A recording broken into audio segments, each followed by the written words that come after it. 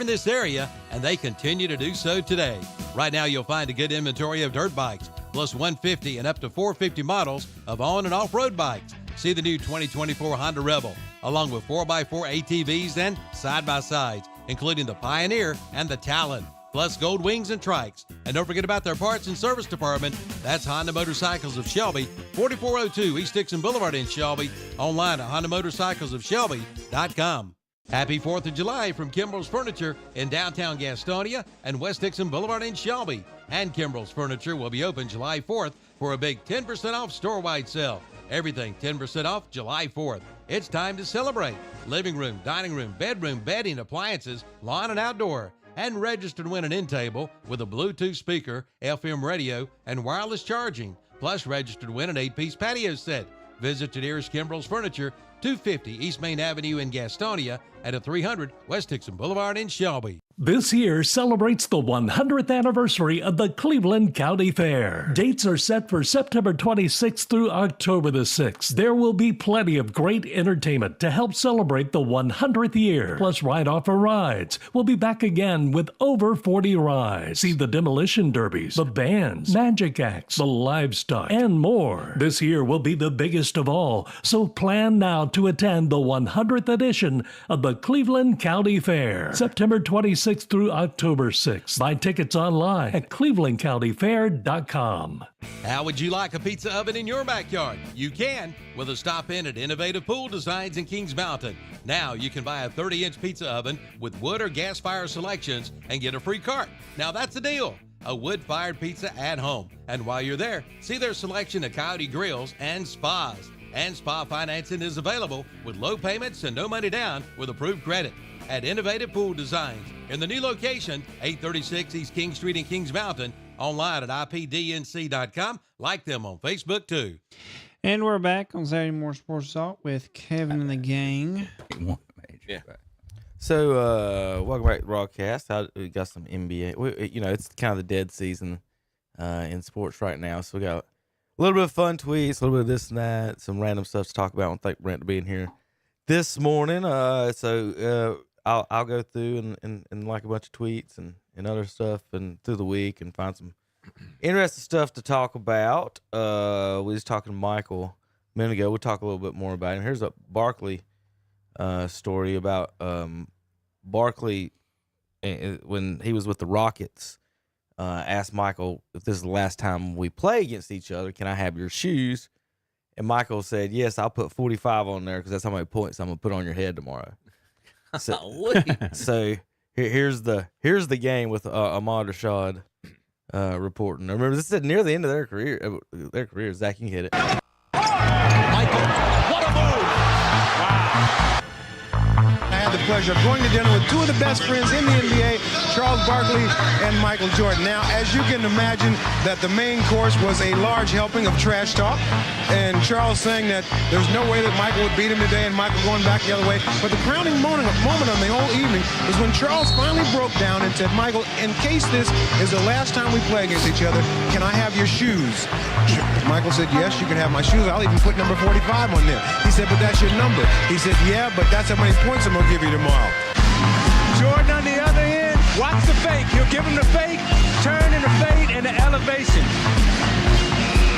Here's Charles Barkley with a little love tap for Michael Jordan. Elion Jordan. 20 for Michael. And Michael's going to go like he's going to get a handoff. Boom, a little back cut, gives him a little shove, steps back and shoots the jump shot. How easy it is for the great ones. And Drexler open Jordan. The beginning of the game. Jordan, 32 plus a foul.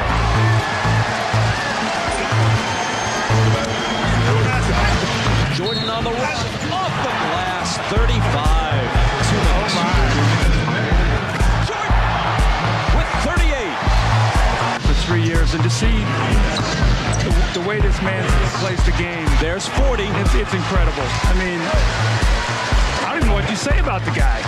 Now, you promised Charles Barkley his shoes. Are you giving them to him? Oh, yeah, he can get them. I'm going to certainly put the score on the side of it, though, because the last thing he said last night that, we may have 5 championships, but he want the last win if that so happens to be the last one. All right, Michael. Congratulations to you.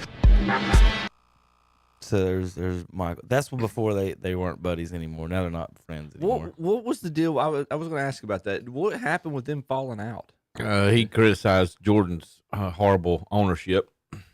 Yeah. He just called it like it was. I was about to say. The one thing I regret is not seeing the player owner for the Hornets. For Charlotte. Translate for him. If he was a great player, does not a good owner make. Well, let me put it this way though. He and Isaiah are both proof of that. Let me put it this way. Isaiah's had some success. He was decent with Toronto. The Not enough to keep him. No, Michael's if he was coaching, well, again, think about where Isaiah was. If Michael was owner of, say, the Lakers or a big time organization, we got to remember he was owning the Hornets and the Wizards. And the Wizards.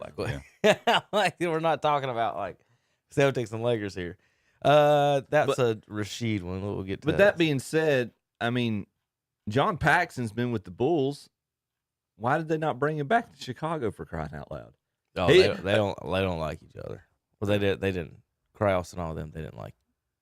But I mean, Krause isn't there anymore. I know he's dead. Reinsdorf still owns the team though. But I thought Reinsdorf and Jordan still got along decently. No, sir. No, sir. And I guess when you're the greatest, you don't have to worry about what bridges you burn. But so Michael earned $94 million in his career. In the next 2 seasons, LeBron will get paid $110 million. The Celtic starters, guys, added up over the next 6 years, $1 billion. Yeah. Like, there's so much money that inflation, man. That like.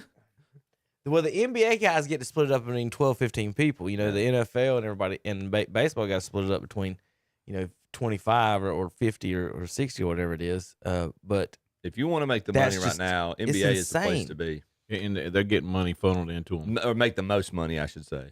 That's why they can pay them. How much did you say Jordan made? $94 million. So and that last year, he was what? What was his last year, Kevin? 30. Yeah, it was real. Like those the last 2 or 3 years he made that because he had to fight for the 30. Yeah. They showed a clip this past I saw on Facebook this past week. Like they showed the team salary for the Bulls, and like Jordan's at 33, and like nobody else. Pippen was like 2 or 3. Oh yeah, 2 or 3. Nobody else is. I mean, everybody's like less, like $5 million or less. And they did the same thing with Kobe. In his last couple of years, and his numbers aren't even that. He was like 20-something million, I think, in his last couple of years. Here's Zach. You'll like this one. This is Steve Smith.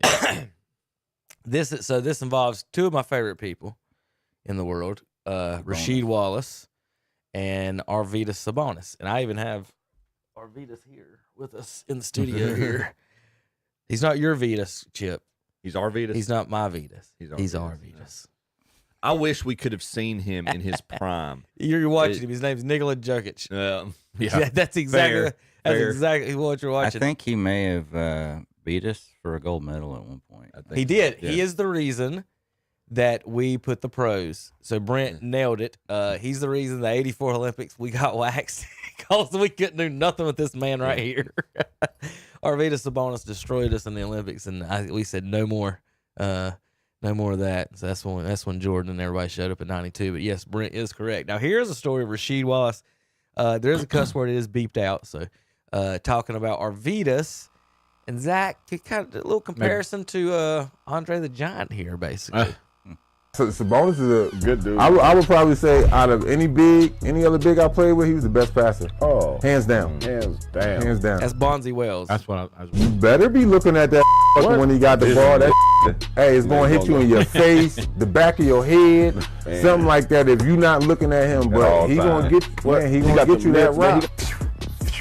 He was fine because Sabonis is a monster. Good dude, though, gentle giant. Don't drink with him. My Lord. I feel like it'd be your last time drinking anything. You will have instant liver and kidney failure. Yeah. Then he'll drink I watched this man drink a whole bottle, and he just did this all night. I seen him in deadlift strength take down a Magnum bottle. The big boy. Right? The big fat boy. The tall boy in the night. Huh? That's real. That's love of the game. They playing a different game. They play a different game. Don't drink. Play with. He was the best I love passer. Rasheed. I can listen to anything that he does. But talking about the passing and stuff, Brent. When I play pickups, I do that. I throw a lot of passes like that. I tell guys I haven't played with, you better have your eyes up because if you get an inch open, I'm going to be firing at your head. So be ready for it. So that's what I've threw a few off people's back of their heads before. And that's what he's talking about. And y'all, if you're watching, for the folks listening on the radio, well, if you're watching, we do have the show is on YouTube every Saturday.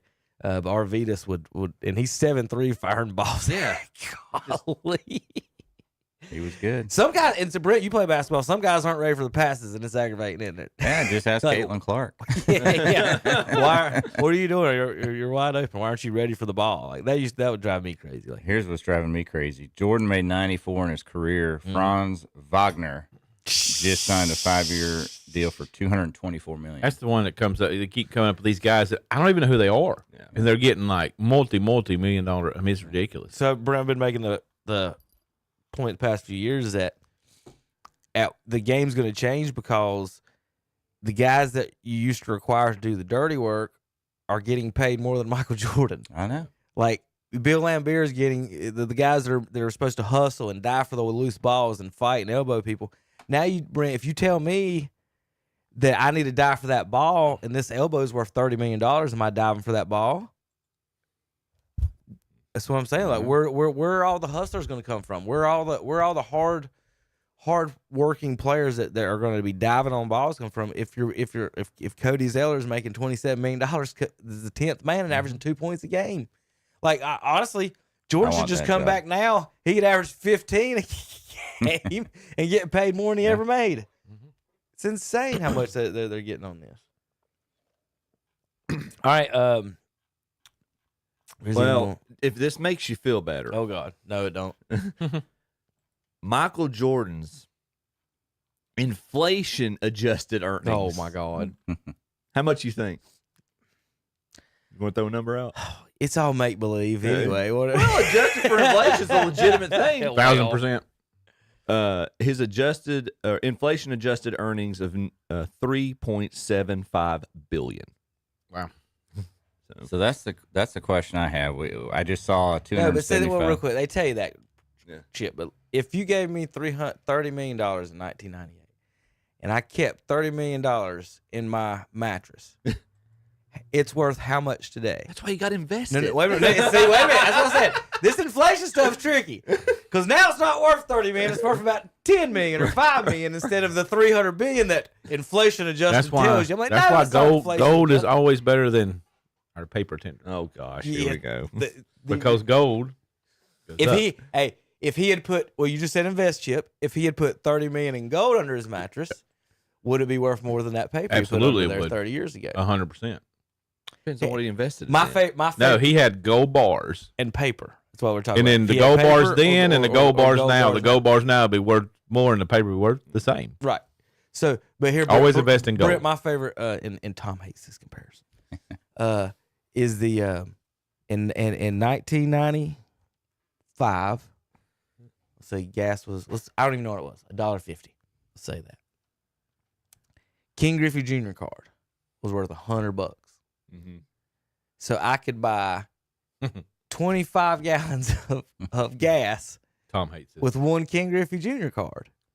Now, with gas at $3.50 and the Griffey Jr. card only worth $75, now I can only buy like 10 gallons of gas of King Griffey with a King Griffey Jr. card. That's where you see. And I had that card thinking it was going to wind up being a mantle or something. It devalued.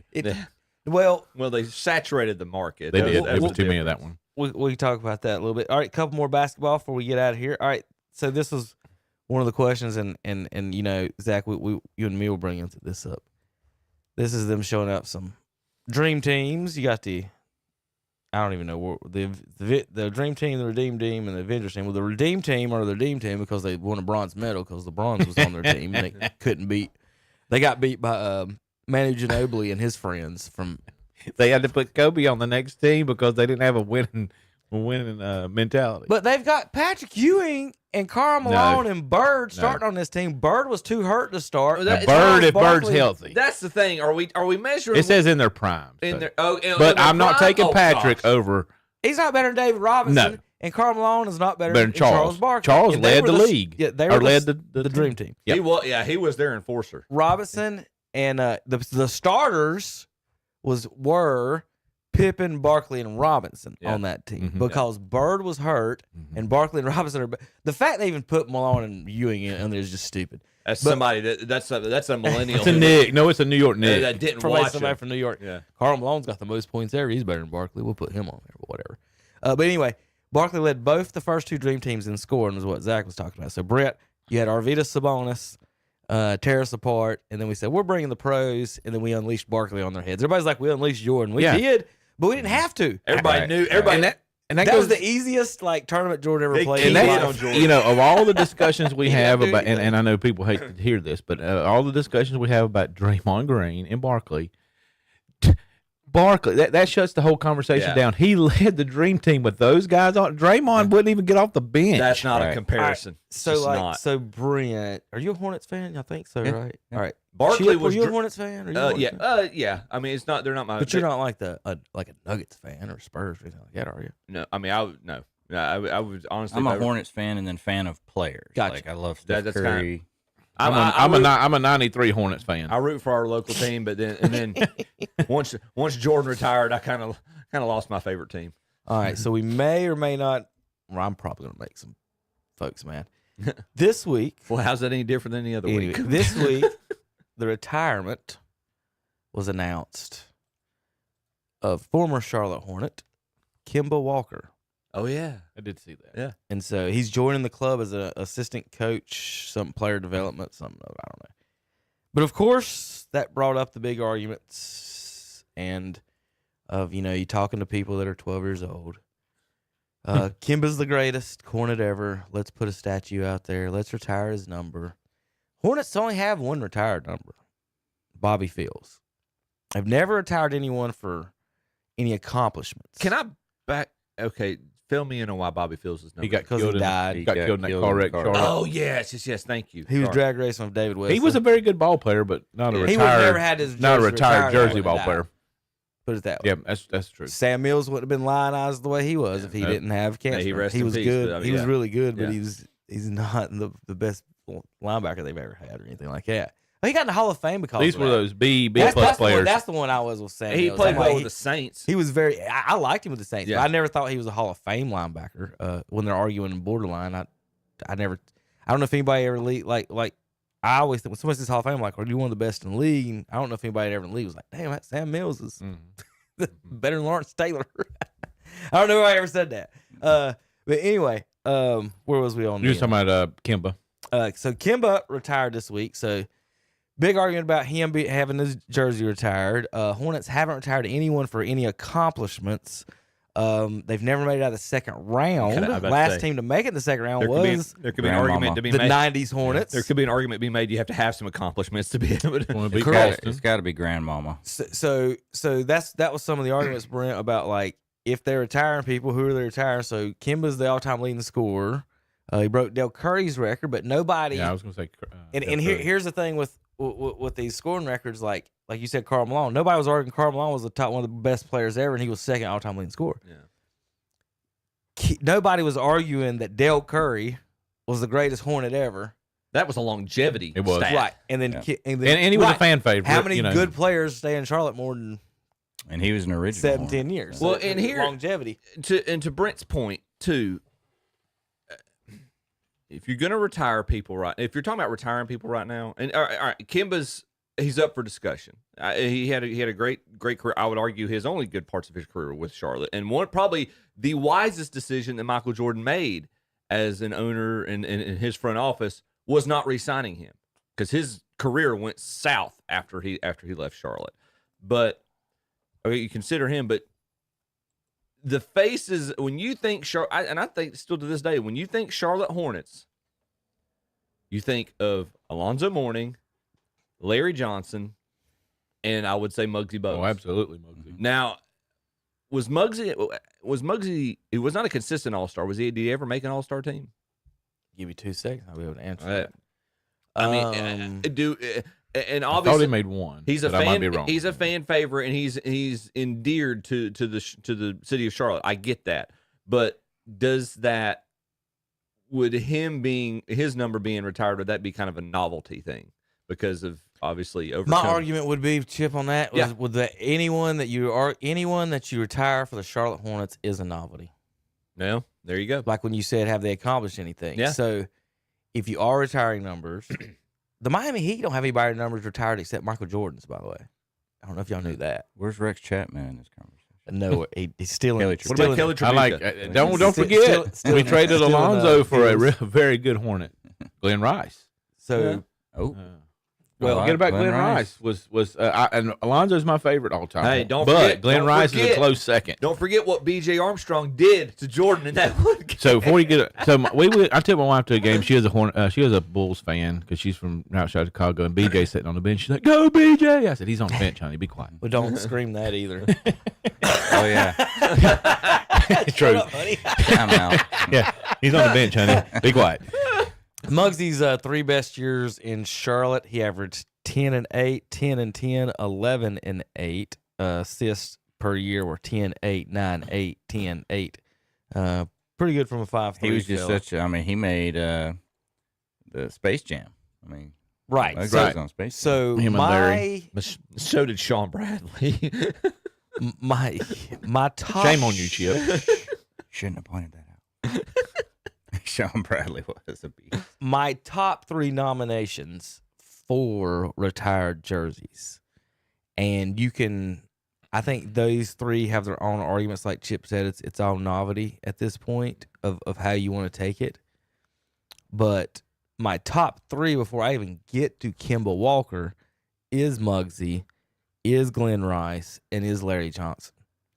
Now, Zach's favorite is Zoe. He only played 4 years and he asked to leave. Anybody that asked to leave and wanted to leave here, they can just piss on off. And he's mine, but I agree with you 100%. He only played 3. He only played 3 years. He was drafted 92. As soon as his rookie contract was going to be over, he was out. But they wouldn't pay him. I think they wouldn't pay him $10 million is what he asked for. But here's the thing, Larry Johnson. I tend to agree with you. That's a novelty pick. He made 2 All-Star teams. Right, Larry. He's an All-Star. He was Rookie of the Year. He's 4th all-time leading scorer. So famous-wise, Muggsy and him are the 2 most famous ever by far. I mean, and they were both in Space Jam. Mm-hmm. Yeah. So they both were in Space Jam, Larry and Muggsy. But Larry was in it. He was with the Knicks by the time he got. I think he might have been. But Grandmama was, I don't know, Chip, if you know this, was invented by a charitable elementary school teacher. Oh, really? Yeah. And he had to sue because they stole it Adidas because he sent in the idea. They told him thanks, no thanks. And then it shows up. A few months later, they're filming Larry Johnson in a dress at Dallas Gym right down the road from here. Oh, my gosh. And so he ended up suing over that. So my charitable 5th grade teacher invented Grandmama, the idea and everything. So wow. A lot. And so the fact that, like I said, if you're doing famous and best player, it's Larry Johnson as the most famous best player they've ever had. If you're doing the best player they've ever had, to me, is Glenn Rice, and it's not close. If you're doing the most famous, most important Hornet of all time, it's definitely Muggsy. The young kids say Kemba, but Muggsy's way ahead for our generation. It ain't even close. To me, and he's the famous person. I think he's the most famous Hornet ever in the world. Yeah. Then, after those 4... He's the Steve Smith of the Hornets. Then you got Kemba, but, I get Kemba is all-time leading scorer, but he ain't better than Baron Davis. He's not better. That's 100%. Like, how do you retire his number, and he's not even the best point guard that's ever played for him? So, hey, let's put you up. You're not the best point guard. You never won a playoff series. For the most part, to me, all he was a ball hog, but that was my viewpoint on it. Now, I like him. He's a good guy and everything, but to me, he's somewhere around 5 through 10 on where I would start retiring numbers. And I don't where y'all would have him as far as that. Chip?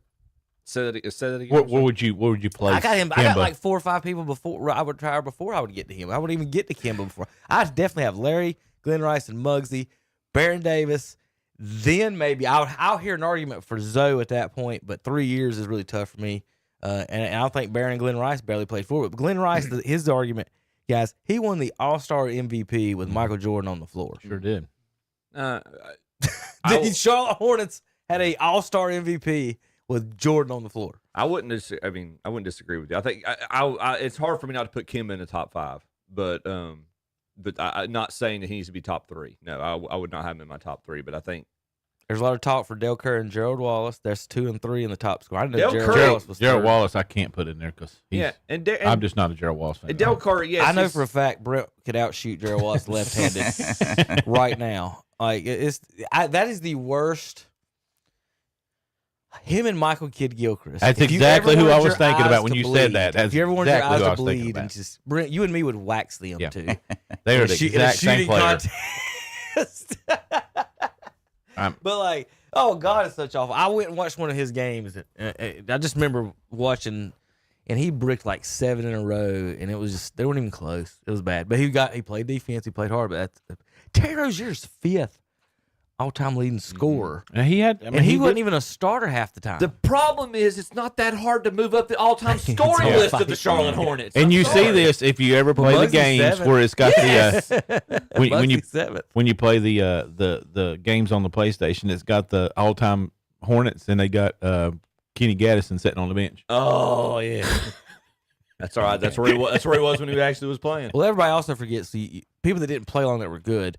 We had the best sub-level shooting guard, small forwards. We had Eddie Jones. Yeah, And I liked Eddie. And you had David Wesley out there. You want to know the problem with our another good ball franchise? player. You want to know the problem with our And franchise? Jamal Mashburn. It's in Charlotte. Twice, Jamal came twice. The problem with the Charlotte Hornets franchise is the best player that we ever had the rights to in franchise history never played a game with us. He wouldn't have played a game We with us. traded him for Vlade Frappin Diva. All-time assist leader. He said he was going to go play overseas if anybody got him with the Lakers. Yeah. But we probably could have got more from. That was like the John Elway from the Colts to the Broncos trade. That was If we knew what we knew. Oh God, yeah, you got that right. And it took him Larry a couple. Johnson- It took him a couple years to develop. Larry Johnson was still playing for the Hornets in Space Jam because I I thought think he was. one of the games that the aliens takes him is Muggsy, Larry Johnson, and Sean Bradley are all on the same court. That's what it was. Well, Muggsy is 25th Or you in one of all-time in assist. Now, that's now. Let's see where he was when he retired. Count the people that played that are after playing him. him. You ready? Kyle Lowry, Tony Parker. Those played with him. Rajon Rondo, James Harden, Andre Miller, Russell Westbrook. Nash, does that count afterwards, I guess? Yeah. LeBron, Chris Paul, and then Jason Kidd was too. he was in the 90s. He played And you got to think too that So he was. I think I remember when he was retired. It was like 15th. I think in all times assists, something like that. that magic number was 10 a game. You average 10 in that era, and Muggsy hung around that. So, Well, the only person ever over 10 is Magic and Stockton. Magic Johnson averaged 11 assists a game, y'all. How many did Oscar Robertson average? 9.5. He is third. But he did average on the a list. triple-double for a whole Like, season. Yeah. Well, no, what it was, he did it. Yes, Brent. But there was one stat where they put it. There was like over 3 years that he did it. If you started at a certain point and went, but it didn't count, for that or whatever. kind of like those majors when you don't win them all in the same year. Well, there's your top The assist. Tiger Slam. Yeah. There's your top assist ever. Only 16 people have ever averaged 8 assists in their careers. Only 7 have averaged 9. One person there at number 7, nobody ever talks about anymore. Kevin, is you KJ. read my mind. I was like, man, how underrated was he? I loved him back in the day. He was awesome. He was John awesome. Wall. He had a on pretty this cool. He had a list. pretty cool shoe out too, Dude, Kevin Johnson. If you remember Kevin Johnson, John Wall is the king of driving to the hole and dumping it off to a big man for he drives and goes for his layup or dunk, and if it's not there, he would just drop it off to one of the big men, and he's the king of those assists. So I'm actually glad John Stockton. Kind of like what Russell Westbrook little played. I'm glad John Stockton is second on this list. And then look, Magic Johnson is phenomenal. I can't dismiss that. But I'm one of probably the few people who my all-time starting 5 I would pick the Big O as my point guard instead of Magic. And yes, Magic obviously statistically is the best passer per game that we've ever seen. But that Stockton's not better than Oscar Robertson. I don't think anybody would make that argument. Probably not. So, here's the name up there. The original Showtime Laker point guard before Magic was drafted. Norm Nixon. Number 11. Oh, yeah. Norm Nixon. And then people forget Isaiah. We know how much of a score he was, but look where he's at there. Well, I was about to break Chip's heart for a second, maybe, or someone's heart. No, not breaking Chip's heart. We Stockton, me and Zach got, we come up with on our wrestling, the Mount Rushmore. So we got Mount Past Less, which is the backside of Mount Rushmore. Okay. So you got it. So you got Rush and Past and More and Less. So on the front side is Magic and Oscar and Isaiah and Steph Curry. Yeah. Now, who's on Mount Past Less? You got to have Stockton, who's the steals and all-time steals and assist leader. But then, who's the next three? You got Kidd, Nash, Russell Westbrook, Mr. Triple-Double himself, KJ you just mentioned, Chris Paul. Trae Young's now averaging 9.5 assists while shooting threes all over the place. It's hard to not have Jason Kidd on there. Jason Kidd was a not quite as flashy, more fundamentally sound white chocolate. Is that your nomination? Brent, who's your nomination for Mount Payless? No, that's Calvin. Okay. Ooh, I would say. That's your Gosh, on that list, Mark Jackson. Jackson, he was. Where's he at all time? Somewhere. He's 17th. No, that's per game. 17th per game. I think he's like top. Any third or fourth or fifth all time total though. He's somewhere up there in the all time totals. Zach. And here's what's funny. You start looking at that list, you're like, why do they deserve to be on there? Zach, we've talked about this. Point guards don't lead to championships. No. Look at that list. Almost none of them have championships. I like Rondo. Does Magic get it without Kareem? Does Oscar get it without Kareem? Both of them. You got to say Isaiah was the best player on his team. Exactly. Won back-to-back. Mm-hmm. So Brent, there's only three point guards in NBA history have led their team in scoring and won an NBA Finals. He's got to be one. Magic is one of them. Okay. He did it one time. Isaiah is one of them. He did it one time. Joe Dumars was the other one. Mm-hmm. And Steph Curry is the only one. So only 3 times in the history of the NBA, a 6'9" freak, a 3-point shooting freak in Steph Curry, and then, well, it has to be the most underrated point guard nobody ever talks about because Michael didn't like him. Isaiah Thomas, 1, 2. No, He's got to be the best that's little not point true. guard. But Jordan himself, and he says it in The Last Dance. He's like, I respect Isaiah Thomas' skill. No, he don't. Yeah, he's like Magic Johnson. They hate each other. Magic Johnson is the greatest point guard of all time, but I put Isaiah right after him. But you know what? And how much of a modifier should you give Isaiah for how small he was versus Magic? True. Is that not fair? Yeah. I mean, he was so competitive. He would fight you. He would fight you. He went to fist Indiana. Fight you. He went to Indiana under Bobby Knight for crying out loud. Yeah. I mean, I like Luka on here too, though. I don't want it is early. It is early. that he goes. Look, But he's going to put you 30 and give you 10 assists. Jordan kept himself. This goes back to the argument Kevin brought up at the first of the show. Jordan, with all of his workout, had to work out as intensely as he did because of his off the court antics to stay in game shape. Jackson was 6th in the season. What could Luka do if the poor guy would just get himself into shape? And I know Terry's not here, but what do y'all think about Rondo? Real quick on Luka. Rondo, he's get him off her. I do have to say one he's a thing good about passer. Isaiah. As Isaiah played in an era where they averaged about 90 points a game too, versus now where they're scoring 130. And That's the other thing. Like looking at somebody's all-time scoring stat, Kimba's all-time scoring stats, because he started to get on the beginning of this high-scoring league, so to speak. It's kind of like trying to compare quarterbacks in passing yards, like Drew Brees to Dan Marino. It's different. It's a different. If Dan Marino in his prime was playing in today's league, he'd have 40,000 yards. I mean, he'd have. it'd be unreal. He'd have 100,000. You almost got to sectionalize them. Yeah. Compartmentalize them, however you want to call it. I still like comparing for, them. Everybody's for different eras.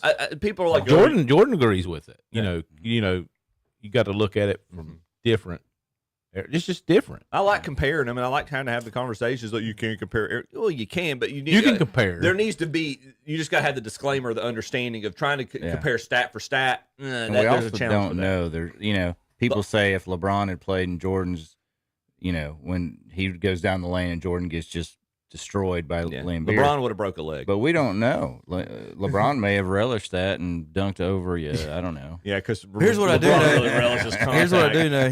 He's a poor free throw shooter, and teams would have put him on the line and made him shoot free throws as opposed to. True. But he may have improved. He may have worked on that. I know it helped for Shaq, right? Yeah. Well, see, that's the thing. Like, so. Well, he was like throwing a ping pong ball. Yeah, it's like basically having. Well, I'm gonna say this, Brent. I will not give Shaq a pass on that because Yao Ming could shoot free throws, and if Yao Ming, who's bigger than Shaq, can do it, yeah, but he had small hands. Oh God! If Yao Ming can do it, Shaq can do it, and Shaq left off like 10,000 points. Yeah, that's a lot on free throws. Now, and here's my thing, and here's why, why I do not give Shaq the credit, and why he didn't win championships. I think because of the free throw, is because down the stretch, you found Jordan. He's going to hit 8 of 9 of 10 free throws. You couldn't do that. They have to take him off the court. If your coach has to take you off the court, you have to give it to Kobe. Like you should be able to give it to him. Everybody foul him. He's going to free throw line. Bye y'all. If Yao had Shaq's aggressiveness, he would be he could be the GOAT. And if Shaq had his fundamentals, he could. But what if Yao was never hurt? Like, what would we talk about him if he never got hurt? How big of this guy was? Well, you can't measure part of basketball lore in terms of measuring the greatest of all time. You can't do that. What Kevin just mentioned. You're going to have in a safe location. He parked at my house. I walked. Trolley. But if you're going to put somebody in an argument for greatest of all time, we all know, and one of the trump cards, no pun intended, one of the trump cards, but that for MJ is when you get to crunch time at the end of the game, who are you giving the ball to? Jordan, there was no question. Everybody on his team knew it. The offense was facilitating through him. Kobe, same thing. LeBron, trying to do that. Larry Bird. Bird. Wilt. Again, different era, but the game and the offense was designed around these guys. Shaq. You're not giving. You can't do that. You can't do it. Let's see. All right, it's about time to take another break. Here, JP's been in the back, ready to rock. Let's see if he's working back. Let's check on the JP cams. He working on? Oh, look at that! He's ready. He set up, and started moving. He very quickly put his phone down. Put those Pokemon cards down. All right, so I don't think I thought I had one more. And I lost it. There we go. Here we go. See if I had any more on the basketball. Yeah, I just wanted to ask about the Kimba stuff and see what you got to think about. Zach, we got some fun Panther stuff to talk about here. Anthony, I'm glad we do because we ain't got nothing fun to talk about. That's an oxymoron nowadays, isn't it? A bunch of who's going to be the first $1 billion player like that signs a $1 billion contract? Shohei Ohtani. It's gonna be basketball, I guess. I mean, Tatum signed what, $350 million? Yeah, it was 3. It's going to be a little. That's more than Jordan paid for the Hornets. It was like $290, I think, wasn't it? So think about that. But so that's what I'm talking about. Like, it's exponential. But what did he sell him for? His return on investment was phenomenal. 1.2. Yeah. 1.2. Yeah. All right, JP, we'll be back in a few minutes. KDCBroadcasting.com. For over 56 years, Love's Fish Box has been serving this area with the finest in seafood, and the tradition continues today. You'll enjoy great food in their rustic dining room. Bring the family out. There's something for everyone on the menu, from fish to chicken to steak to salad, sandwiches, and more. Try their after 4 p.m. specials with all the trimmings. On Tuesday, Alaskan white for $7.95. Wednesday, beef tips $10.95. Thursdays, hamburger steak $7.95. Love's Fish Box, 1104 Shelby Road, Highway 74 Business West, Kings Mountain. Online at lovesfishbox.net and like them on Facebook too. Hillbilly's Barbecue and Steaks in Lowell is always hiring. You need a job? There's one waiting for you at Hillbilly's Barbecue and Steaks in Lowell. And also right now, Hillbilly's Barbecue and Steaks, they're looking for barbecue eaters. That's right, barbecue eaters. Plus, they have chicken, steaks, ribs, all kinds of sides and salads. And of course, they do catering. Ask about their party packs at Hillbilly's Barbecue and Steaks, 305 South Main Street in Lowell. Yum, yum. Y'all come. Spring is the perfect time to play golf at the Crowders Mountain Golf Course at the foot of beautiful Crowders Mountain. Playing Route 18 Monday through Friday for $30 and just $27 after 1 p.m. And playing right on weekends and holidays for just $40 and just $35 after 1 p.m.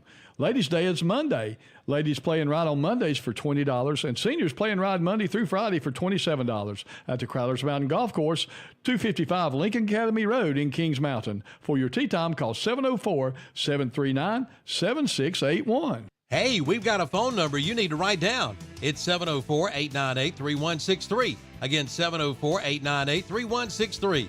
That's the phone number for Minuteman Mechanical, Cherryble's heating and cooling experts. Veteran owned and operated by Grant Cliff. They feature quality craftsmanship with honest pricing. Keep warm in the winter and cool in the summer with one call. That's Minuteman Mechanical, 704-898-3163. Call for a free estimate today, online at MinutemanMechanical.com, and like them on Facebook too. Thinking about buying or selling land in Western North Carolina? Specializing in hunting land, farmland, and country homes, Whitetail Properties land specialists Chip Camp and Chris Weaver are ready to help. Visit whitetailproperties.com for more information, or give Chip a call at 704-473-3833 or Chris at 704-692-6185. Or visit the new office at 4811 Falston Road in Falston. Hunting land, farmland, and country homes is their specialty. Call today. Mark your calendar, August 16th and 17th for the 32nd annual Hot Nights Cool Rides Car Show, downtown Forest City. Thousands flock into town with over 400 cars, trucks, and motorcycles and 80 different car classes. This special event is one of the largest in the Southeast and is sponsored by the Forest City Merchants Association and the town of Forest City. There will be a cruise-in Friday night, August 16th, with the Ocean Boulevard Band playing at the Forest City Pavilion on Park Square. The free Hot Nights Cool Rides Car Show starts Saturday morning at 9 a.m. and goes until 8 p.m. For more information, go to townofforestcity.com. And we're back on Saturday More Sports Talk with Kevin and the gang. They're going to be talking about some more sports. Thank you, JP. You're awesome. Yeah. You just need a recording of that. I know. JP. Yeah. You just hit the Even button. when And he can still be laid back in Wouldn't his have to seat. do Yeah, even when I'm not here, y'all need to have like a cardboard cutout of me just in the video. I'm like, JP, how long have you been working here? oh, good Lord. I started in fall of 2016 as an intern. The question is, how many times has he been fired? Every Oh, other Saturday. Too many times to count. Well, thanks, JP, for hanging in there with That's us. right, Today's this week was Bobby Bonilla week. Bonilla was paid, 59-year-old, $1.19 million, and his deal still goes through 2035. Said he made more money this year than Brock Purdy. Yeah. Wow. Well, we're You about got sacked less times too. here's something even more fun. How much? What did it say he made? 1 million. Yeah, 1.19. So Bonilla would rank 1, 2, 3, 6, 9, 10, 11, 12, 13, 14, 15. 15th highest paid Met. Not to be outdone. Don't forget about Griffey. Griffey's still getting paid by the Reds. We've done that. That's it. Wait a minute. Oh, okay. Oh, Look at him. There you go. Griffey Jr. is the 5th Woo. highest paid Favorite player all Cincinnati time. Red this year. So think about your payrolls and where your money's at, what your team's doing. Why can't my team afford an outfielder? Because we're still paying King Griffey Jr. He's the 5th. Apparently, they can't afford an outfield. He's probably better than what they got. He's the 5th highest paid Red. They just swept the Yankees, man. All right, give me a break. And Bobby Bonilla is the 15th highest paid New York Met. How long does Griffey's deferred payments run till? It was a couple more years, I thought. Okay. It doesn't say. I mean, we looked at it. But Bonilla gets 2035. Yeah. You won't be. But you had to bet on yourself You not may to not die, be too. alive. Yeah. He's Yeah, 59. exactly what I was Well, saying. that's You had to kinda bet on what the yourself Mets are not to hoping, die. I bet. Yeah. I mean, They don't. seriously. Mall people still don't work with them, do they? Well, I mean, it's the same mentality the government has with Social Security. They're just hoping that, they just like government not smart enough to speaking of inflation, they're not smart enough to tie Social Security payments to the age that it was, to the expected life expectancy. Maybe that's how they're going to beat Medicare. Yeah. Let's see. Look, I wonder if Tom's still listening. I gotta say this here for this one. That's a good Ohio joke and a soccer joke. I had 2 for him this week that I had saved up for him. I got to skip those 2 then. Let's see if we got any more baseball. Here's what do you guys think about this? And I'm pretty sure I know what I'm going to hear. July 4th, not one single national televised Major League Baseball game. Christmas has NBA and NFL. They do their baseball's things. supposed to be the national pastime. Why is July 4th not a day where everybody's cooking out and you can turn the TV on like Thanksgiving and you turn the TV on and there's all day baseball from some network. ESPN's got 9 networks. Well, we had Legion Baseball. Well, besides, we're just talking Major League national television games, and that's what. Of course, there were some localized teams, but like the basketball's at Christmas, your football's at Thanksgiving. You think it'd be a money revenue? And NFL, apparently NFL, if what I've read correctly, they're going to start doing more Christmas games. I think as well. No matter the day of the week, I think they're going to focus on that, or at least do one or 2 games. Try to if they can. But it's just such an easy day to have baseball on TV, and you go in and you see whatever game the Fox or. I'm not dismissing Memorial Day because generally, in the beginning of April, but I think Memorial Day they do baseball heavy weekend, and I think that's great. Why not do it for July 4th? They should have 3 games scheduled. Especially a lot of these teams. Again, I'm at a market. You're at a market as a Tigers fan. I never get to see the Cardinals hardly. Yeah. So when they are on TV, I'll watch them. So like that day, July 4th, I think should be a national baseball. ESPN never broadcast the Yankees. Mike Trout has not played on July. Mike Trout hasn't even played on July 4th this decade. Wow. In the 2020s, he has not been available since 2019. But he's usually not in the playoffs either. On July 4th. Yes. His Trout season never ends. Been playing Trout season ends July 1st every year. He's got to get back to Philly to root the Eagles on. Come October. All right, Mr. Yankees fan. Uh-huh. Did you see this mess? Oh gosh, the holding up before he scored here. Yeah. 3 weeks is done. So what's this, Dodo? Yeah, you're an idiot. You're paid a lot of money, but you're an idiot. Watch him stop right here, Brent. See how he slowed up? Mm-hmm. While he was slowing up, he was watching his teammate get tagged out at second. So if he had scored before the tag out. Correct. It would have counted. Watch the umpire. No score. No score. Nope. No score. He did. He picked that up quick. What? Good umpire. Throw it second. Because they got this Dodo's supposed to is supposed to stop and get out of the way and not run into the tag. But look at him at home. He's 4 steps away. What's going on back there? Now go through. Show the center fielder where he nonchalantly.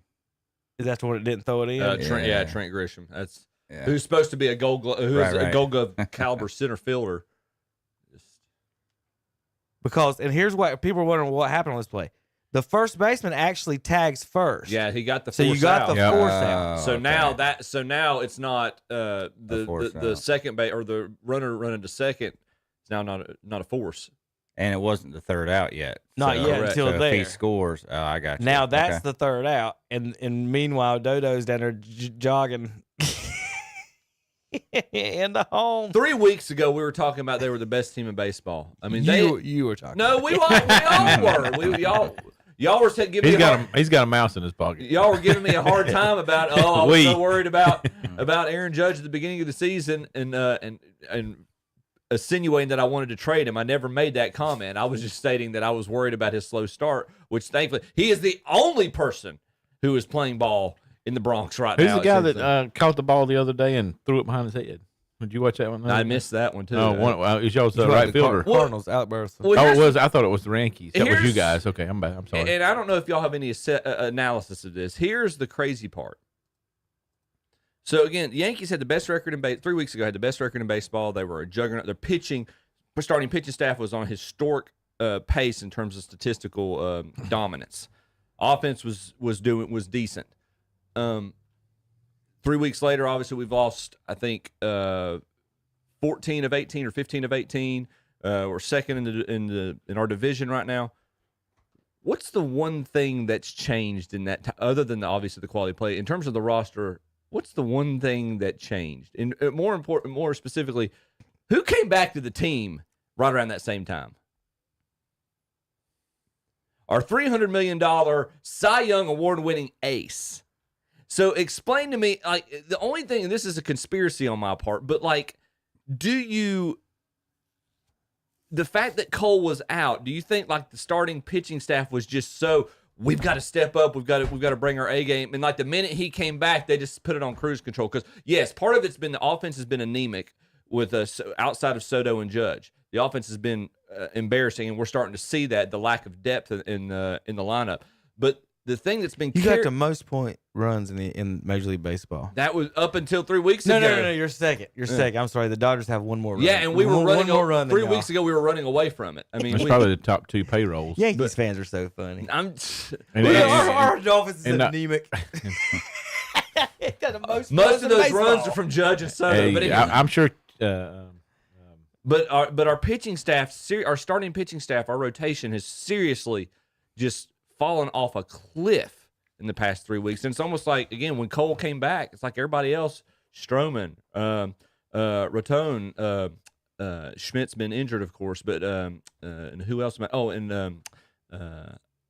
Nasty Nestor. It's like they put it on cruise control, and now they're giving up.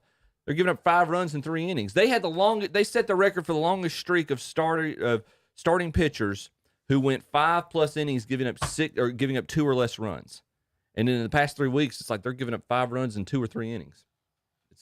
Brent, you guys are in 4th. No fighting this year.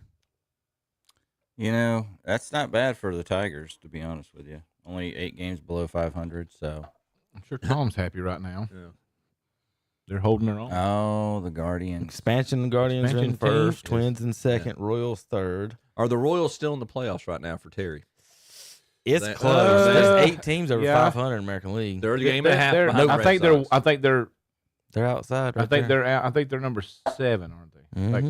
Like Minnesota's ahead of them. Okay. Game and a half behind the Red Sox. Yeah. The Red Sox. Yankees, Twins, and Red Sox. Because there's three wild cards. Yeah. I got Okay. confused I was about thinking there was 2. I got confused about that a couple weeks In ago. the National League, Braves, Padres, and Cardinals are your wild card teams in the National League. Braves got taken down last night by NC State's own Trey Turner. Wow. We're I don't think we'll win that division. That's Turner all right. hit 2 bombs last night. Nobody worries about it. That's like winning the ACC tournament. That's like losing the ACC It's tournament. right. But winning the when we won it NCAA last tournament. year, with that little, we just didn't come into the playoffs and start well. So maybe it'll be okay to get the wild card. Yeah, the Braves just rolled snake eyes last year. There, when Fried was out and he was not able to get amped up to be in playoff shape to pitch. So much was riding on Strider because when Morton went down, the depth, because Morton had been such a solid pitcher for them and it is such a good playoff pitcher too. When he went down, and Fried was not game ready. So it's so much dependent on when the Phillies beat them in Game 1 with Strider, you knew they were in trouble. And we don't play well against Phillies all the time. Kevin, you guys are sitting there at. I'm about to tell you a bad stat about us. 6 teams in the National League are over 500. Mm-hmm. 5 of those 6 teams have a positive run differential. One of them doesn't. Guess who? Cardinals are minus 36 in run differential. The Reds, who are 4.5 games behind the Cardinals. The Yankees? Yeah. The Reds have a plus 20 run differential. The only team in the National League with a positive run differential and a losing When you got record. one of the best center fielders of all time on your team. In fact, they're the only team in baseball with a losing record and a positive run differential in all baseball. And like Zach said, King Griffey Jr. is their 5th highest player. That's awesome. You know he's proud of that. He's still producing in the lineup. All right. Dodgers in 1st. Padres 6.5 behind them. Brewers 5 over the Braves. And Phillies 10. I mean, Brewers 5 over the Cardinals. Phillies 10 over the Braves. Zach, good grief. That's tough. I told you, I don't think we can make that gap up. That That's a might be lot. That's a lot. That might be a little bit too much. All right, before we back out of here, me arguing with people about war on the internet. Now they're discount. Here, just wanted to read this comment for you guys. Talking about batting average. You ready? Yep. You can't say batting average is an effective evaluation of hitting. I'm clearly talking about as a standing alone evaluation. How can I say it's not effective? Because not all hits are equal. It's that easy. You idiot. It's measuring base hits, period. Yeah. And they're like, they're not equal. You get singles. Some guy's a home run hitter, and you're just like, oh, my God. All they're saying is that when he swings the bat, and this is the batting average people are against it, right? Yeah. See if I'm not wrong here. A batting average is how many times you get a hit per at bat correctly. Yeah. Is that not the same thing as a field goal percentage? It's how many times you hit a shot versus take a shot. So the NBA will argue that someone is a Hall of Fame shooter at 43%, but suck at 38%. Yeah. But we're going to sit here and tell me that batting average don't matter at all and is not, what do you say, an effective evaluation of hitting.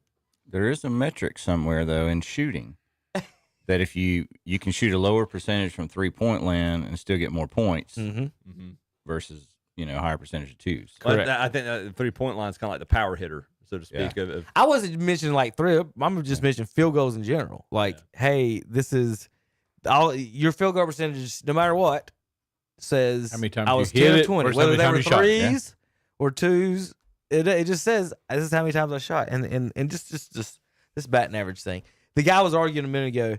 Somebody said, would you rather have the 120 hitter or the 320 hitter? And he said, depends on other things. Oh, my gracious. Now, that's absurd. But that's what they're arguing now. The batting average does not matter. It depends if he gets walked more. If the guy gets the same amount of walks, it's just as good. Walks are just as good as singles. No, so they'll argue that singles aren't as good as home runs in that metric. Well, but then they want a walk to be the same thing as a single. Well, I'll make the argument a walk is just as good as a single. No, it's not even close. They're both your runners on base. What's the difference? If somebody's on second and I get a single, what happens? So, all right, you're just talking about for runners. Okay, no, and that's moving fair. players that's along. Fair. Yeah, RBIs possibly. Yeah, a walk. Everybody moves up one spot. That's it. If there's not if there's somebody in the spot, I can hit a fly ball to right field and move people up a spot. Like hitting the ball to me is way 1,000 times more better than striking out. It ever was. And the way they do this stuff with, hey, I'd rather strike out than I do think hit a ground ball. I do think there's under value in walking though, especially with how much players are striking out right now. Listen, if you can't hit Chip, feel free to walk. I mean, that's how I feel as a baseball player and coach. Like, I mean, there is a value. This guy can't hit. Please walk. But there's got to be something to be said for plate discipline. I mean, there's got to be an argument. That's why when Barry Bonds came up, they pitch discipline and put him on first. That is a good point. That's an intentional walk, right? But that is a good point. If walks are so valuable, why do people intentional walk people? That's if it's fair. so important. I'm not saying it's more important than hit. And to your point, but it is valuable. I'll back up my argument. It's a base because you make a good point in terms of if there's runners on base. If there's runners on base, specifically runners in scoring position, yes, no, a walk is not as effective as a hit. Who's the fat guy who used to play for the Phillies? John Kruk. Yeah, you got John Kruk and Jimmy Rollins. Okay, would you rather have Kruk walk and Rollins try to hit him in, or Rollins walk and Kruk's fat butt try to hit him in? That's my point. Is what you're saying. A walk for somebody is different than somebody. Like I can walk Bonds and nothing happened because Greg Maddux said best thing you do is walk him because he can't hurt me if I walk him. Well, it depends. If Kruk's batting is Randy Johnson pitching, well, that's what. But they any birds involved. So the big argument is what's the most important? Is scoring runs is the name of the game. So, and they're poo pooing the RBIs. The RBIs and batting average don't know. Well, it's like we talked about 2 weeks ago. Or last week. And this guy making the argument about batting average being a standalone stat that you try to assess. And I can understand to an extent his point, but then you've also got to look at who are the career leaders in batting average. Ain't nobody there a slouch hitter. No. Nobody on that statistics a slouch hitter. So you've got to give credit where credit's due. However, I don't think you throw on base percentage out either. I think it's a valuable stat to analyze. Well, my point on the on base percentage is I'd rather have Albert Pujols swing the bat.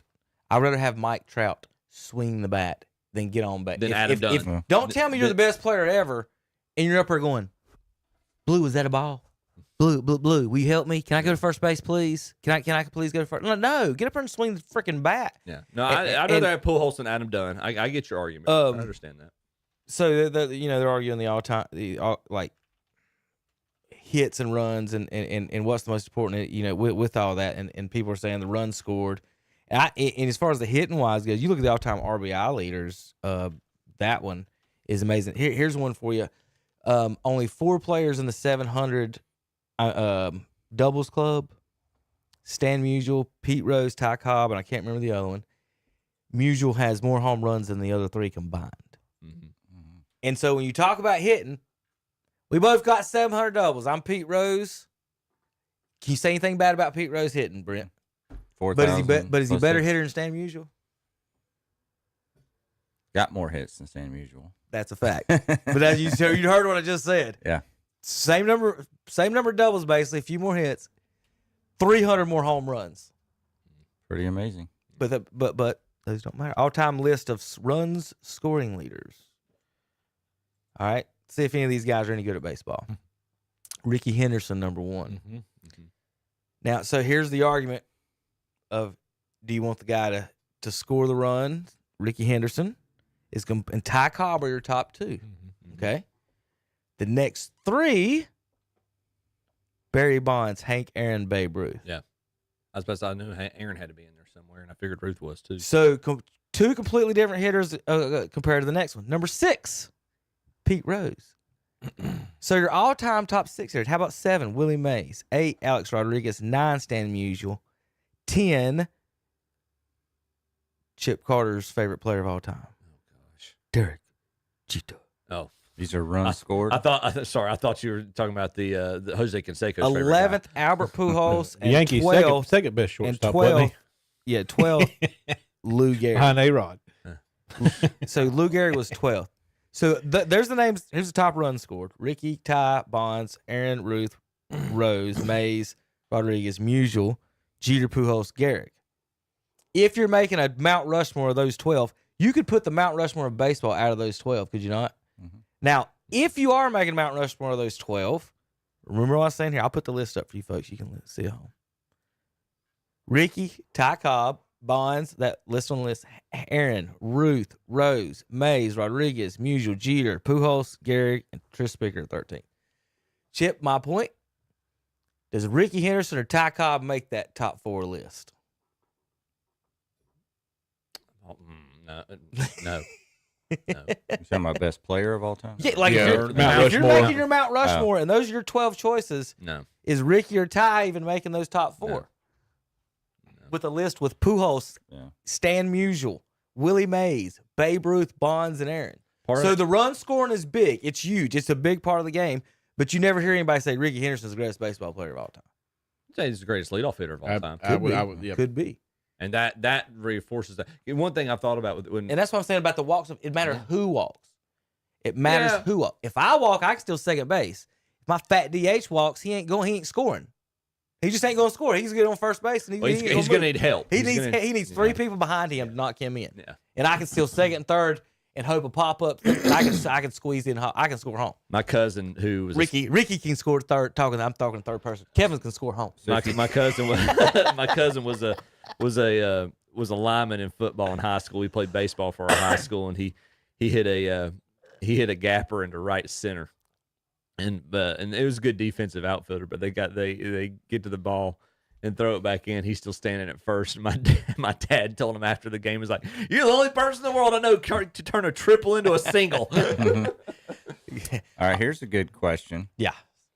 If you took out the home runs where you knocked yourself in, what would these numbers look like? You're going to put Aaron and Ruth And Bonds. Down And Bonds. seven Mays. 700 off that. They're down to 1,500. Mays. So they're down in. They're still in the top. They're still in the 15 to 20 range. Yeah, 15 to 20 range. And Henderson hit his fair share of home He runs did. too.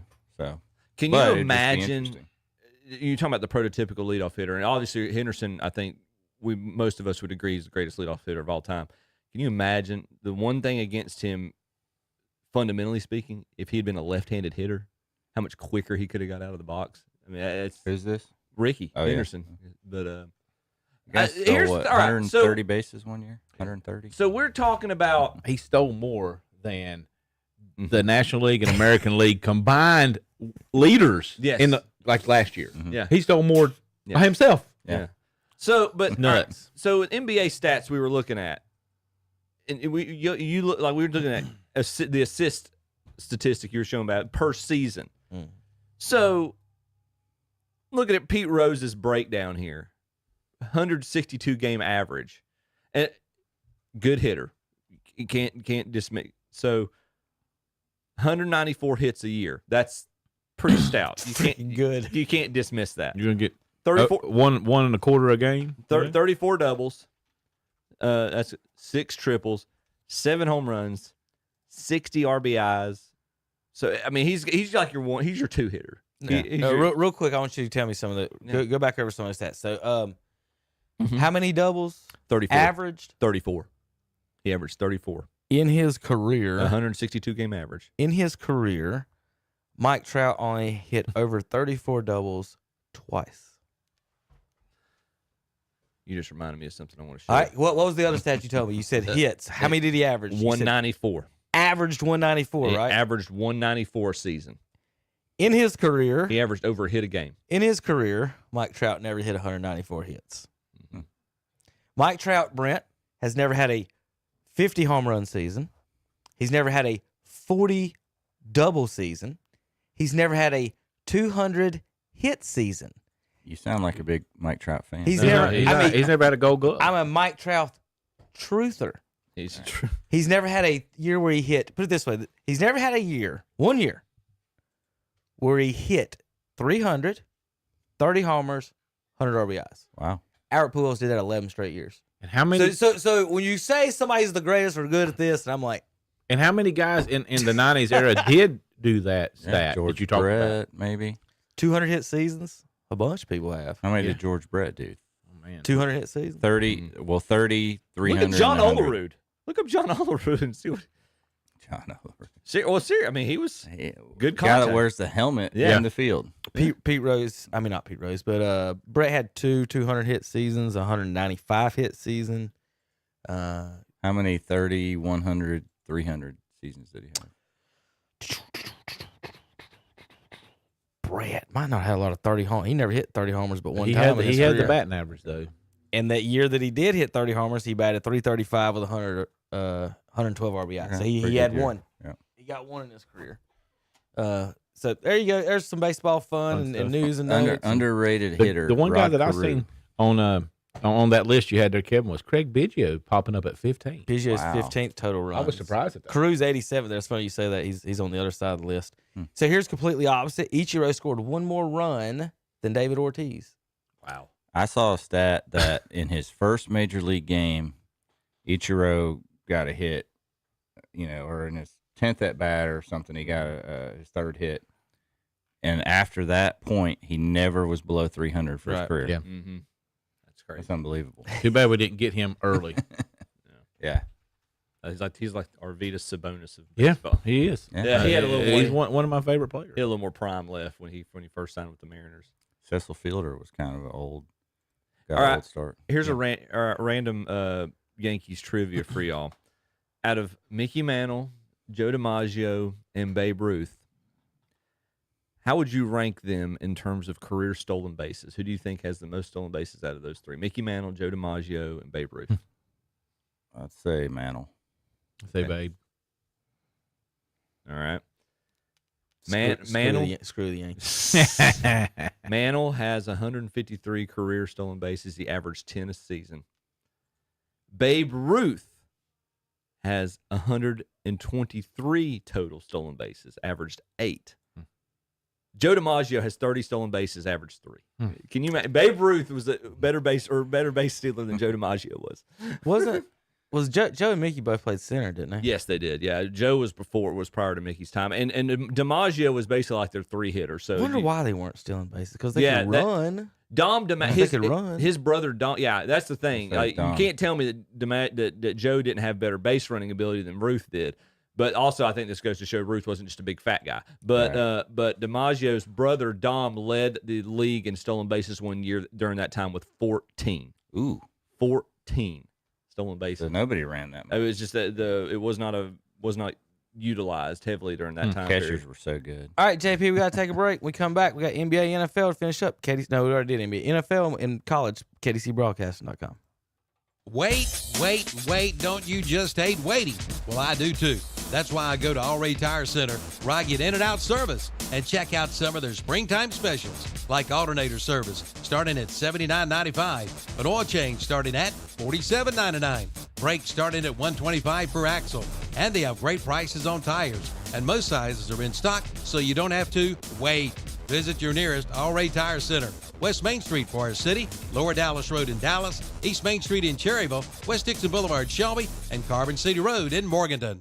Drive it, own it, afford it for only $2.99 a month at James River Equipment Company in Shelby. It's multiple choice. Take your pick from a John Deere 3032E tractor with a loader package. With 32 horsepower, it's perfect for loader work, mowing, leveling, digging, grading, and more for just $2.99 a month. Or John Deere 1025R tractor with loader and backhoe. You spend more time working and less time switching equipment. Also $2.99 a month. For details, see James River Equipment Company, 703 North Post Road, Highway 180 North, Shelby. Let's get ready to rock. Get ready to rock with the new Ford Mustang RTR from Tyndall Ford in Gastonia.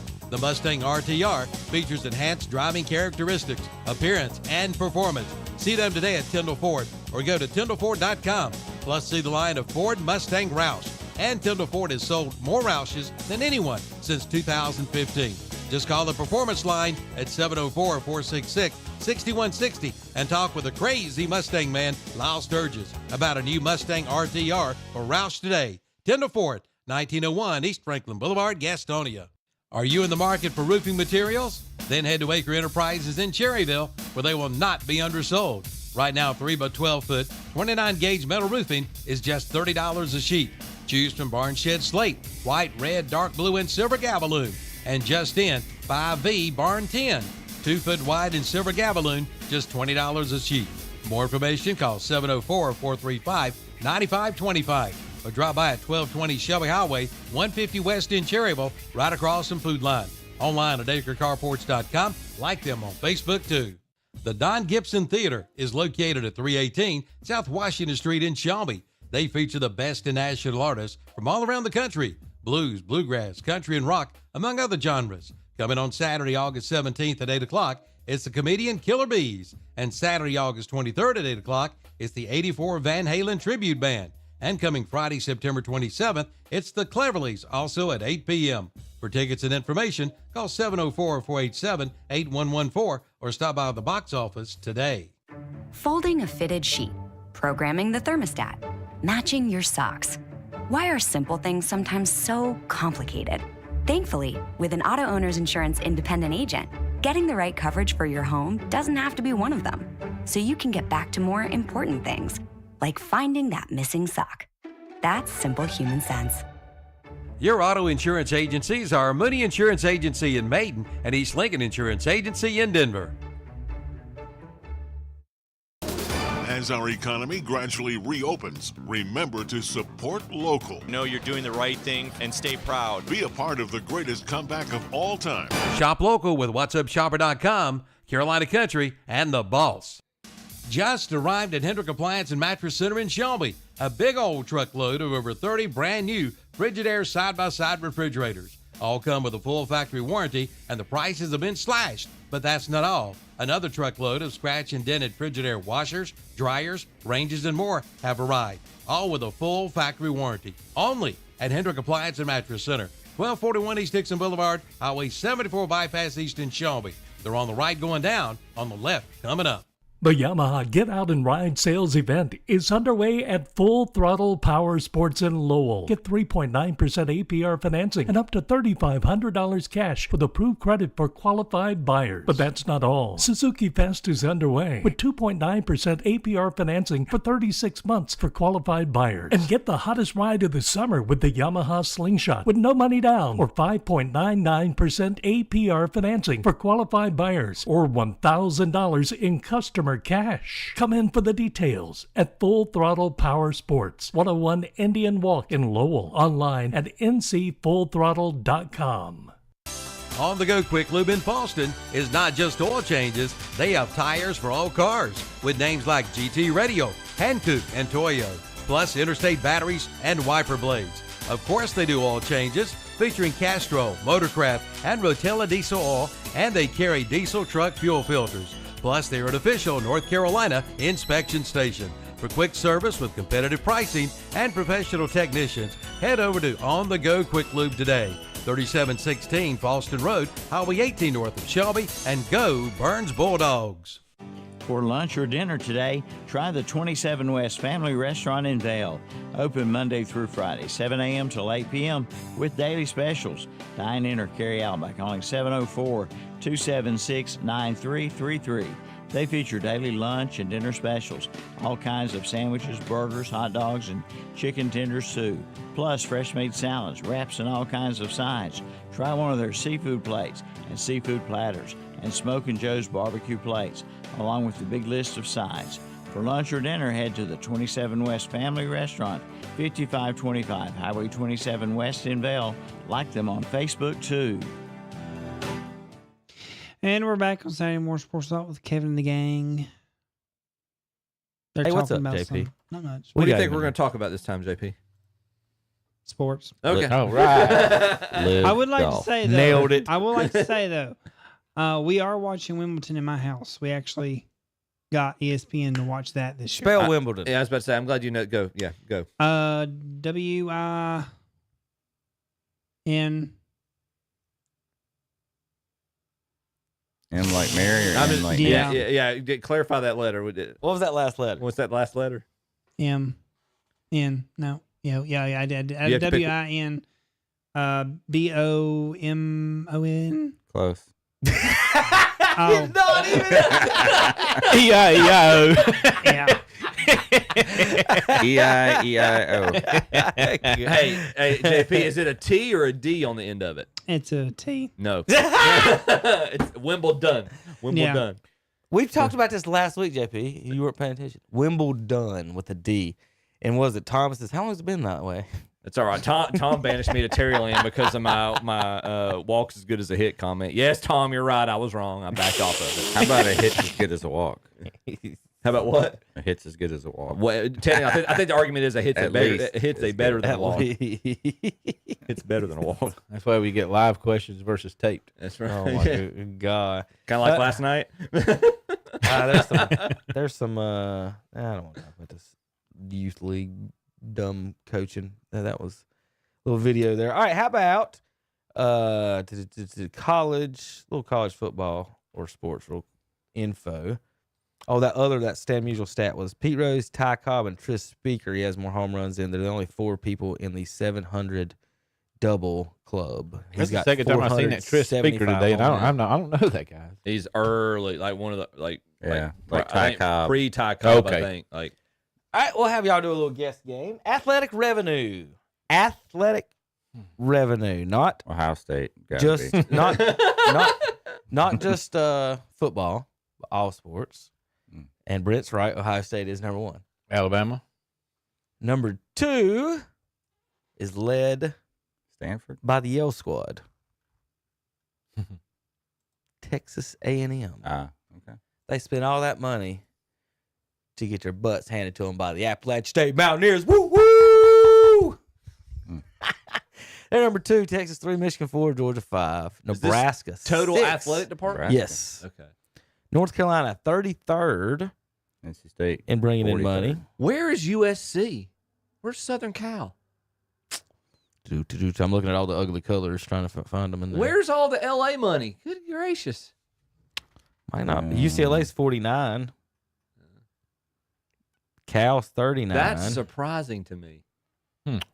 People just might not. Los Angeles fans don't go to games unless they're winning national championships. Then they'll fill it up probably. Like Panthers. Carolina 33, NC State 43. Appalachian State did not make the top 50 in athletic revenue. For you folks that were amazed by that. Where's Miami? I don't see Miami. Nobody goes to Miami games either. Nope. Tennessee is number 8. Tom always made the point, Brent, that most of these, like they don't have nothing else to do in these areas other than Big Ten, other than to support Big their college. Ten's That's what the Big Ten's the big 4, ones. 6, 7. I think it's a valid argument. There's not good weather. There's no beaches. They got nothing to do but watch college football.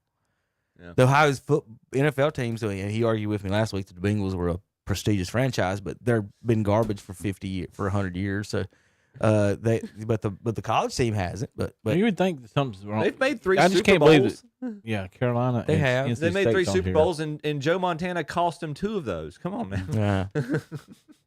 Who beat them in the last one? Anyway? The GOAT before the GOAT. That was the Rams beat them, didn't it? The Stafford beat them. Yeah. Okay. Yeah. That was the Stafford and Cooper Cup. There's your college sports money analysis of the day. That's all I really got on that one. All right. College NFL basketball news. Roy Williams made a pit stop in Shelby. this Yeah. week. Dropped out Pleasant City. Yeah. Sunday earlier night this week. Yeah. Yep. That's pretty cool. There's Wimbledon. What? it is. Here, JP, for the folks at home. Wimbledon. Wimbledon.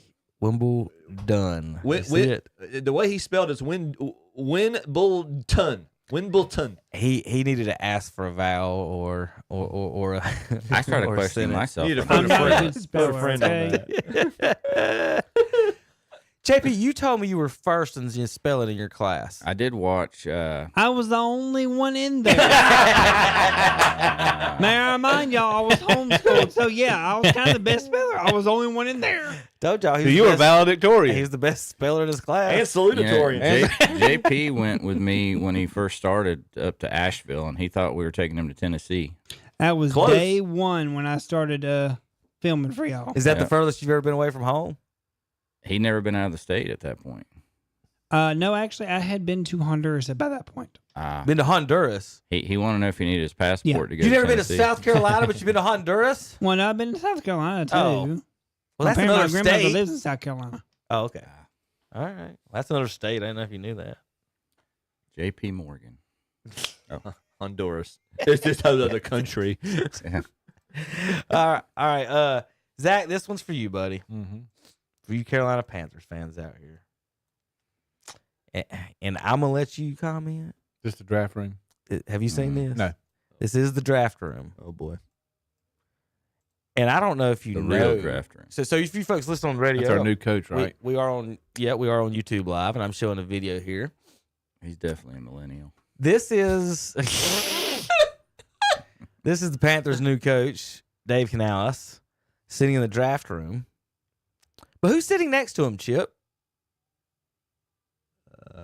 Nobody.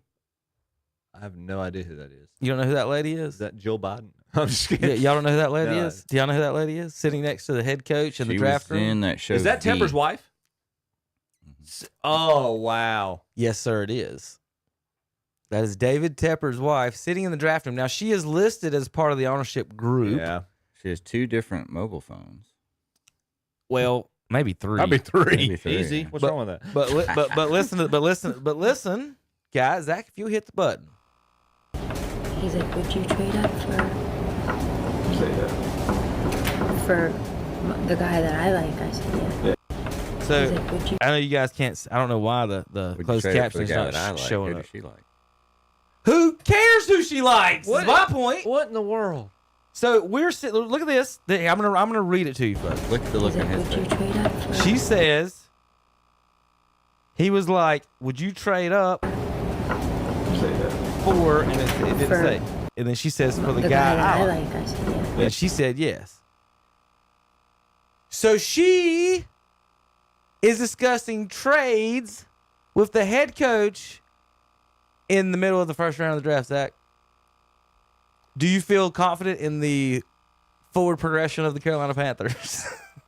Be like Gary calling us Grandson. I don't know if Brent, you know that. Yeah, Jerry called his grandson in one of the drafts. Asked him how a player did, if he showed up at practice, and if he went to the cafeteria and stuff like that. And then he drafted him. Every scout in the room's wanting someone else. Jerry goes, let me call my grandson and ask this guy shows up to class or does. Is he a good guy? Is he a nice guy? And then he drafted that guy. Yep.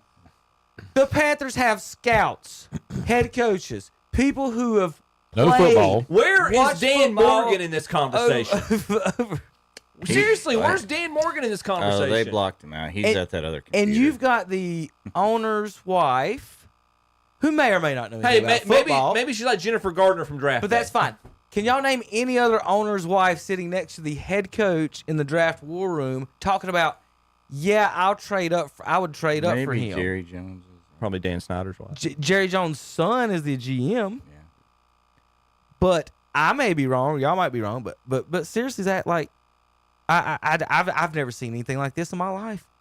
I ain't seen Like, anything why is the head coach's wife not sitting there too? like our team She knows since he more bought football it. than probably she does, don't she? So she should sit there and discuss the trade. They're discussing trades and drafts. Well, look at his face. I think that says it all. I think this is a cheap fake. This is not a cheap. It's a cheap fake. He's like, would you trade up for the guy that I like? I said, yeah. Did he even comment? Zach's right. No, that was someone else talking. So watch Canals' face. Like, is this for real? See there, right there. Are you serious?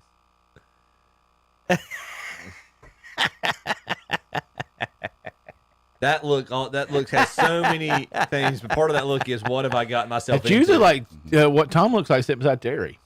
I just, I just can't in my Tom's mind. usually slouched back with the. I can't wrap my head around this one, y'all. This is the Tom look. Right Then when he gets serious, he pulls his glasses and puts them together. And But Brent, you got, let's say Canales is the head coach, right? Yeah. I assume that's the GM she's talking to. Yeah. Who knows? But my point is, there's a line. so you don't think he was talking to Canales?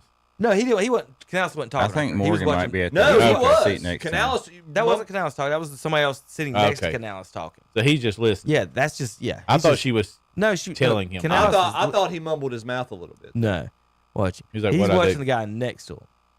Look at, he's not happy. Look. Okay, you're right. Yeah, she's not looking at him. She's looking at whoever's sitting in this seat with the water bottle right here.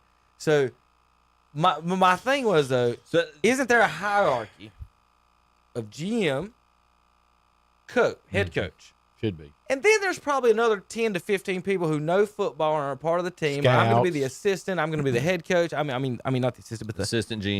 But the offensive coordinator, defensive coordinator. All of those guys should have some type of input other than the owner's wife about, are we trading up now? She's probably, it's fun for her though. It is. You're right, Brent. Zach. It's not fun for Panther fans. That's what I was about to Yeah. So how do you feel about that? And who did they pick? I am not happy. They took the Wide receiver what's from his name? South I do like the wide Leggett. receiver. It was a good pick. I like Leggett. Yeah. But it's been a train wreck ever since that we've had ownership change. I'm telling you, nobody wants to do it, but it'll be a painful few years, but it might be addition by subtraction. It might be a painful time for me to find a new team. That's how bad it is. You're stuck with this family as your primary ownership group for this franchise unless you allow them to move. And I know nobody wants Charlotte without a football team in the area. I understand that, but what is the price you're willing to pay to keep a team in the city? I'm totally against paying for anything to be built by taxpayer money after we have to pay to get in the stadium. Well, they just got approved for a huge renovation, right? Yep. $650 million on taxpayers' money. Yep. That have to pay to get into the stadium. So to Kevin's point last Don't week, like it. How much did they pay? How much did Mr. Tepper pay for the Panthers? $3 billion. So apparently it was about $2.5 billion. Too much. Too much. Or excuse me. He should have paid $2.5 billion. About half a billion too much. He paid He's too asking much. for $650 million for the city to cover these renovations. Yeah. He's one of the most rich owners in the If NFL. not the richest. He can afford to do his own. Jaguars just approved $700 million deal with a $12 billion owner. The biggest one that's in limbo right now is the Kansas City Chiefs. Yes. Yeah. That's the big one. Yep. They and they're going to build a new stadium, and they've got the loudest stadium in the world. Potentially. They might lose the team. That's how bad it's going. Well, they might move across the river. Kansas City might go from Missouri to Kansas. Baseball too. Yeah. Oh yeah. It's joint with the Royals and the Chiefs. There is a group in St. Louis pushing to get the Chiefs to move to St. Louis. That would be good. The deal is with their owners, and I don't think they're going anywhere, and here's why. If you know anything about what is Arrowhead Stadium, so Arrowhead, I'm gonna call it Arrowwood. I got a friend went to college named Arrowwood, so that's so hard to say that. But Arrowhead Stadium, let me show you guys a picture of it on the interweb here. Stadium. And I mean, while you're pulling that up, Kevin, I mean, I know this is a sentimental argument, but you're talking about one of the historic. I say, is this like Lambeau? I mean, I don't know if I'd go quite that far, but I mean, this team was in either Super Bowl I or Super Bowl II as the Kansas City Chiefs. I mean, no, they weren't in both. Mm-hmm. No, it wouldn't repeat. Hold on, the Packers played. They won Super Bowl III, I think. No, Bobby Bell was Namath's. That was Namath's. It was Super Bowl III. Hold on, Super Bowl. It was an early Super Bowl because they had Bobby Bell from Shelby. Let me see what I. So looking at the stadium, they were in Super Bowl I. Green Bay beat Oakland in Super Bowl II, and then they won. Kansas City won Super Bowl IV. Yeah. So looking at the stadium, I know you guys can't really tell it, but inside the stadium is the owner's suite. Or the base of their house. Yes. Okay. The owners live inside the stadium. Huh. So part of their, let's say, renovations or whatever is they want them to remodel their house. Basically, they have the owners have this condo.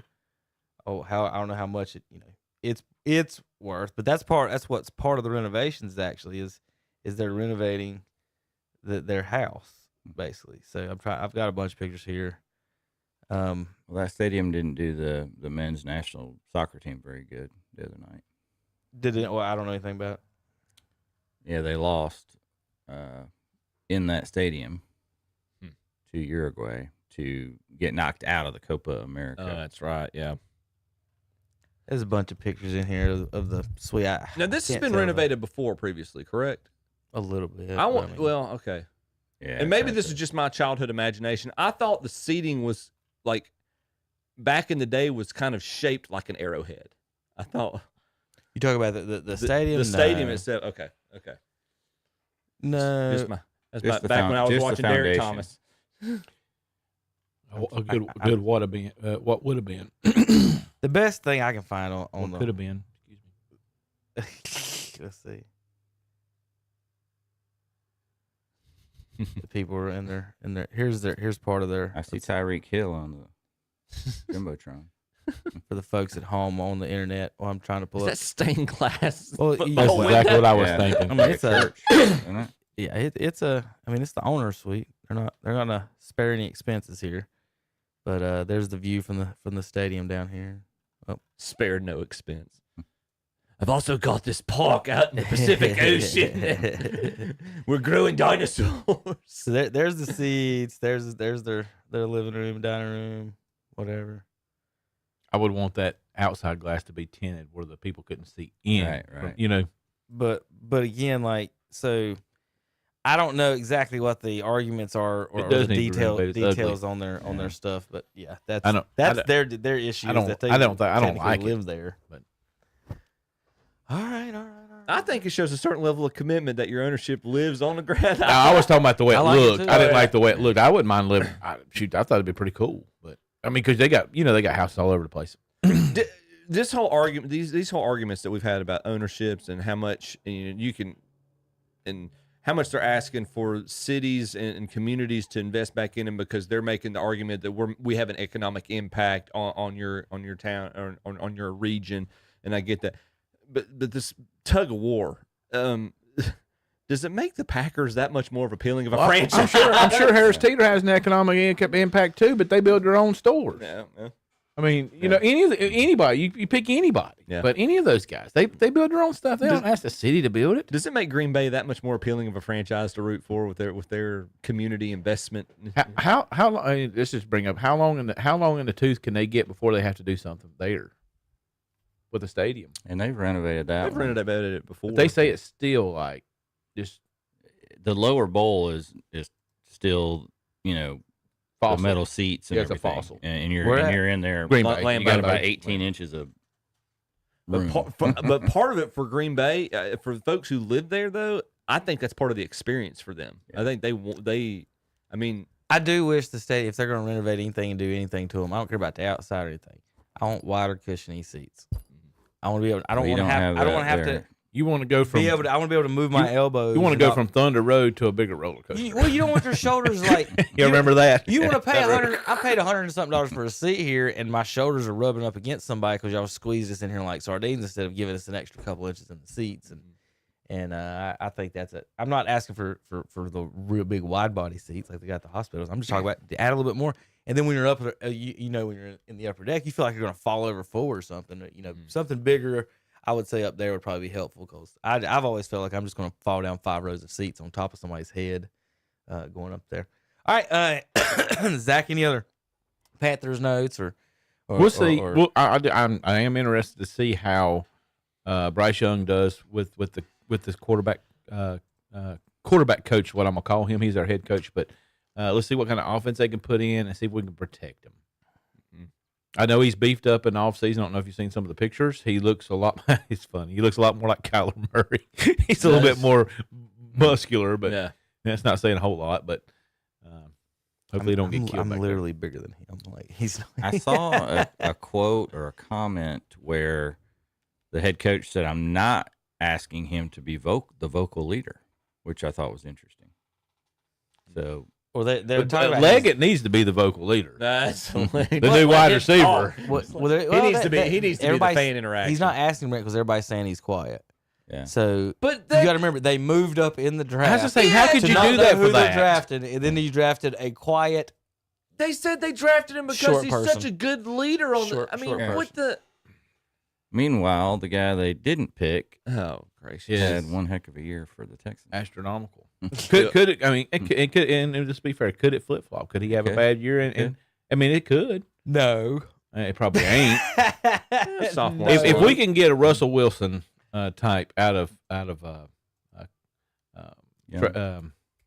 Young. Yeah, Bryce Young. I'm about to say Trey Charlotte Young, Sports would be better tomorrow if they traded Bryce Young and LaMelo Ball right now. We beat Medicare. You beat it to death. I think I'm out of fun tweets and whatnot. Zach, you got anything else today? Any comments on anything? No. I'm good. But Kevin, I'll play in golf if you carry your own bag. Do what? Oh God, we had you missed. I know you don't have a 5 handicap. I saw your swing. You missed the fun. We did that last week, Brett and Zach. Y'all weren't here for last week's show, but we did that last week where we argued about that about the handicaps and that was pretty good. It sounded just like a regular golf argument. It really did. Yeah. I don't. The carry your bag thing is just insane. Like, dude, you can barely walk. You're not carrying. You're not making one hole carrying a bag. You need to carry yourself, man. Carry your bag. You look like a Roomba walking around, man. All right, this is Brent's a soccer guy, and I'll leave you guys with this final vision. They've got this new technology in soccer using lasers or whatnot, and like. It's like this balls and strikes stuff. Catch your offsides. Yes, this is the offside. And it doesn't work. Oh, it works. Because I'm going to show you, Brent, exactly how it works. Well, part of number 10 is offside, Brent. Which part is it? His cup. His cup is offside. That's the best answer yet. His cup overrun it. His cup was offsides. All right, JP. I'm gonna let you get ready to play it away. We're gonna let you get back to work. Brent, any more final thoughts or anything before we get out of here? I missed Roy Williams by like 5 minutes the other night, Aw. but he did autograph a young boys basketball, so that was nice. Not only Roy came through, Donald Trump Jr. came to Bridges Barbecue. Brent's a States fan. It don't. I know. I still would have talked to Roy. You're a State fan with Terry. Yeah. Yeah, that's why I said him. In, Were you in that were you seat. alive when they won the national championship? Barely. Barely. Okay. I thought me and you was about the same age. it? I was barely alive when they won the 74. I was Okay. definitely alive when they won the 83. Okay. I remember. I it. figured we was about the same age. Yeah. Close. I was watching that game live in 83. Any final 74, thoughts from, probably Chip? not. Congratulations again to the Shelby American Legion team, the sweep in the second round. Coach Ruff, Coach Weiss, Coach Isakovic, Coach Wellman, Coach Willis. Good job, gentlemen. Good luck with the rest of the playoffs. And 2 weeks, Open Championship, Royal Troon. Looking forward to that. All right, guys. We'll be back next week. KDCBroadcasting.com. Check out the great deals this week at Oak Grove Auto Sales, Service, and Body